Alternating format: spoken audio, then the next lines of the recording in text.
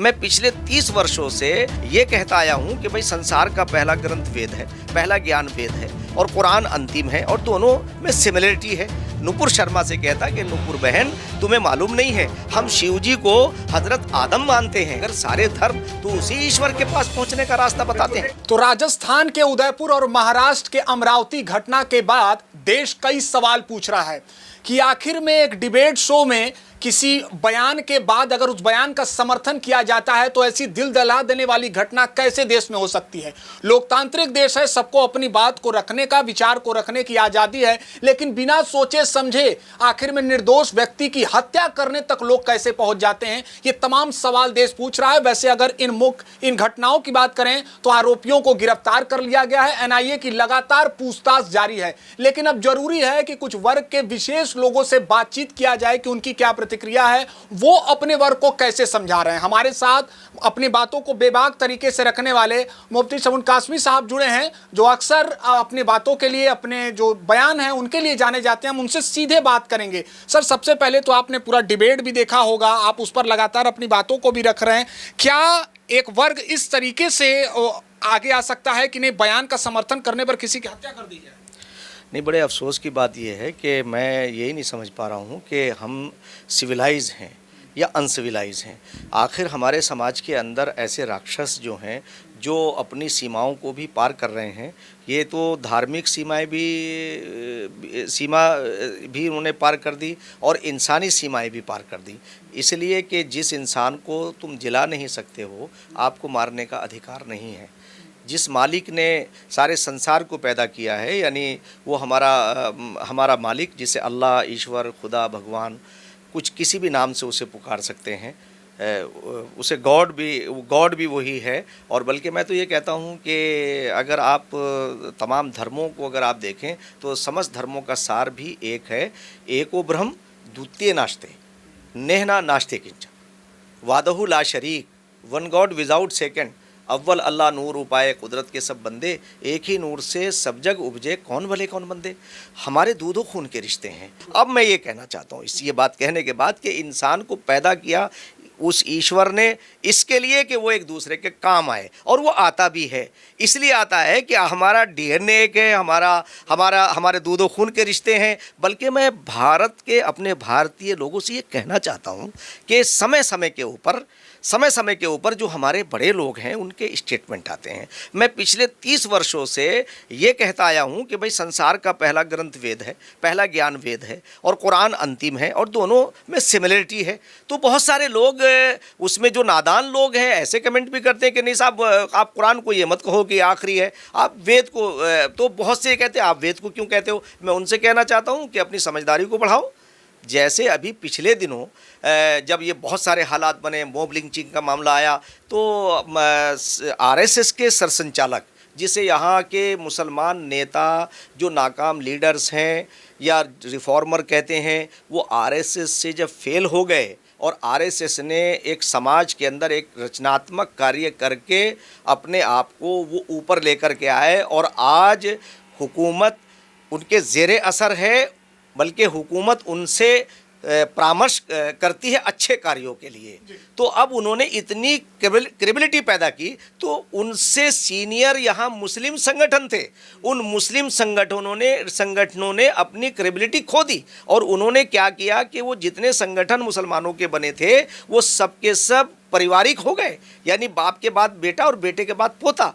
और यहाँ आरएसएस उन सिद्धांतों को लेके चली। मैं तो ये अगर कहूँगा तो ज़रा इसमें अदर्स लोग जाएंगे कि मोहम्मद साहब ने जो बात कही थी कि विरासत के बारे में, कि बाप की विरासत जो उसकी संपत्ति है उसकी वो विरासत का मालिक तो हो सकता है, मगर जो कौमी संपत्तियां हैं, जो पब्लिक की प्रॉपर्टी हैं, वो तो पब्लिक ही उसकी मालिक होगी। तो इसलिए मैं एक बात ये कहना चाहूँगा कि ये जो सीमाएं हैं ईश्वर दूतों की, ईश्वर की, कि उसने सृष्टि की रचना करके लोगों को ये इख्तियार दिया कि अब तुम जहाँ रह रहे हो वहाँ अच्छी तरह से रहो।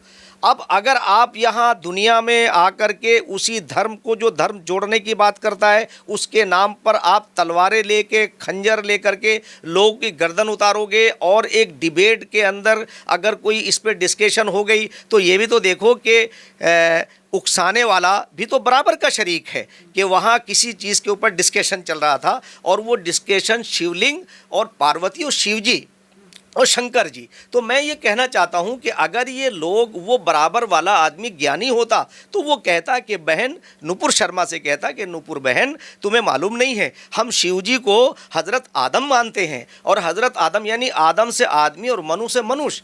आप अगर कहें कि शिव जी और पार्वती का कौन है, आदम और हव्वा है, जो मेरा अपना ज्ञान है, जो जहाँ तक मैं समझा हूँ कि। और आप ये देखिएगा तो वो उसे जो है मोहम्मद साहब की तालीम, उसे मोहम्मद साहब की तालीम का ध्यान रखना चाहिए था। क्या कि मोहम्मद साहब ने स्वयं ये कहा कि तुम दूसरों के पेशवाओं को बुरा मत कहना, ताकि वो एक्शन के रिएक्शन में तुम्हारे बड़ों को बुरा, तुम्हारे पेशवाओं को बुरा कहेंगे, हालात ख़राब होंगे। आज उसका नतीजा ये हुआ कि जो आज हिंदुस्तान के अंदर हालात बन रहे हैं उसमें यानी अलफितनतु अशद्दु मिनल कत्ल, यानी फितना जो है वो कत्ल से भी ज़्यादा भयंकर है। और फितना क्या है, यानी पूरे माहौल में एक भय पैदा हो गया, एक डर पैदा हो गया। आदमी ये सब ऐसा आतंक का माहौल बन गया कि आदमी जाते हुए सोच रहा है कि यार मैं इस गली में निकलूँगा तो पता नहीं कहीं औबाश किस्म के लोग मेरे ऊपर हमला ना कर दें। यानी ये हालात बन गए। इसे कहते हैं भय, इसे कहते हैं डर, इसे कहते हैं फितना, यानी कत्ल से भी ज़्यादा भयंकर है। तो जिन लोगों ने ये हालात बना दिए कि आज जो हालात पैदा हो गए कि एक दूसरे के ऊपर विश्वास नहीं कर रहा है। अभी जो अमरावती के अंदर हुआ, एक 16 साल की दोस्ती में उसने ऐसा पाप किया, तो आज एक दूसरे के घर में, जैसे आप मेरे पास आए तो आप मेरे पास आते हुए ये 10 बार ये सोचेंगे कि यार वो तो मौलाना है, धार्मिक आदमी है, कहीं हमसे नफरत ना करें। जबकि मेरा धर्म ये बताता है कि आप मेरे भाई हैं, मेरे दूध खून के रिश्ते हैं। धर्म की बाधाएं जो हैं, यानी पूजा पद्धति अलग हो सकती है, मगर सारे धर्म तो उसी ईश्वर के पास पहुंचने का रास्ता बताते हैं। देखिए, हिंदुस्तान की बात आपने कही, एक खूबसूरत मुल्क है और इसमें दोनों वर्ग के लोग रहते हैं, लेकिन सवाल यहाँ पर आता है, आप कुरान की बातें कह रहे थे, महत्वपूर्ण बातों को आप जिक्र कर रहे थे। सवाल यहाँ पर यह है कि आपने देखा होगा कि अजमेर शरीफ पवित्र दरगाह जहाँ पर हिंदू भी जाते हैं, वहाँ के खादिम ने, जो सलमान चिश्ती हैं, उन्होंने कह दिया कि अगर जो सर कलम करेगा नुपुर शर्मा को मकान सौंप देंगे, संपत्ति सौंप देंगे। सवाल यहाँ पर, गिरफ्तारी तो हो चुकी है, लेकिन क्यों, आखिर में क्या संदेश देना चाहते हैं धर्मगुरु? खैर वो हिस्ट्री शीटर रहा है, वहाँ की पुलिस ने ये बातें कर दी है, लेकिन क्या संदेश देना चाहते हैं? मैं चाहूँगा कि संक्षेप में आप करिए, समय की पाबंदी होती है। मोहम्मद साहब का एक कथन है, वहीं से शुरू करता हूँ। उन्होंने कहा कत्लल मूजी कबलल ईज़ा, यानी अगर कोई मूजी कहते हैं उसे जो नुकसान पहुँचाने वाला हो, ऐसे जानवर जैसे अगर वो कहीं आप जा रहे हैं तो पहले आप उसे आप अपने आप को बचाने के लिए, तो इसी तरह से अगर ऐसे शर्री लोग हों तो उन शरपसंद लोगों को कंट्रोल करना गवर्नमेंट की जिम्मेदारी है कि कत्लल मूजी कबलल ईज़ा, ताकि वो समाज के अंदर ऐसे हालात ना पैदा कर सके। तो अगर दरगाह ख्वाजा मोइनुद्दीन चिश्ती जो हिंदू मुस्लिम एकता का केंद्र बनी हुई है, अगर उस एकता के केंद्र का एक ऐसा आदमी